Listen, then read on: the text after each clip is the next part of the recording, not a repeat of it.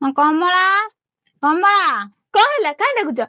ବାହାରେ ଜୋରେ ଭୋକ କଲାଣି ଆଣ୍ଡିରା ମା କଣ ଖାଇ ନ ଖାଇଲେ ଜୀବନଟା ଯେମିତି ଛାଡି ଯାଉଛି। ସେପଟେ ପୁଅ ଖାଇଛି କି ଖାଇନି ଆଙ୍କର ଖାଲି ଖାଇବା ଚିନ୍ତା।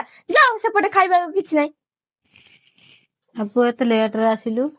ନାଇଁ ବୋଉ ଦୋକାନ ଆଜି ବହୁତ ଭିଡ ଥିଲା ତ ସେଥିପାଇଁ ମୁଁ ଲେଟ୍ ହେଇଗଲା ଆସିବାକୁ। ମତେ ଜୋରରେ ଭୋକ କଲାଣି, ମୁଁ ଯାଉଛି କଣ ଦିଟା ଖାଇଦିଏ। ହଁ ପୁଅ ଯା ଖାଇବୁ ଯା। ମା ତୁ ଖାଇଛୁ? କଣ ହେଲା କିଛି କହିଲୁନି ଯେ? ହଁ ରେ ମୁଁ ଖାଇଛି, ଯା ତୁ ଧୋଇ ଧୋଇ ହେଇ ଖାଇବି ଯା। ହଉ। କମଳା କମଳା। ତୁମେ ଆସିଗଲ?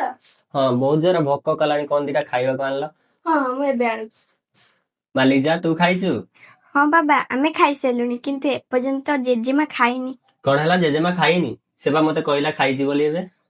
ସେ ଆସିଥିଲା ଖାଇବ, କିନ୍ତୁ ମମି ଏମିତି ତାକୁ ପାଟି କଲା ଯେ ସେ ନ ଖାଇକି ଚାଲିଗଲା। ବୋଉ ଏଠିକି ଆସିଲୁ। କମଳା ତମର ଖାଇବା ଗୁଡା ସରିଲା, ଏଠିକି ଆସିଲ। ହଁ ହଁ ଯାଉଛି ଯାଉଛି। କଣ ହେଲା ପୁଅ? ବୋଉ ତୁ ଖାଇଛୁ? ହଁ ରେ ବାବୁ ମୁଁ ଖାଇଛି। କମଳା ବୋଉ ଖାଇଛି? ତୁମେ ହଁ କହୁଛନ୍ତି, ତମେ ଶୁଣି ପାରିଲନି?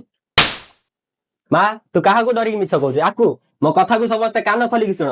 ଘରେ ସବୁଦିନ ସବୁଠୁ ଆଗରେ ମା ଖାଇବ, ଆଉ ତା ଦେଖାଶୁଣାରେ ଯଦି ଟିକେ ବି ଅବହେଳା ହେଲା ତାହେଲେ ମୋଠୁ ଖରାପ କେହି ବି ହେବେନି।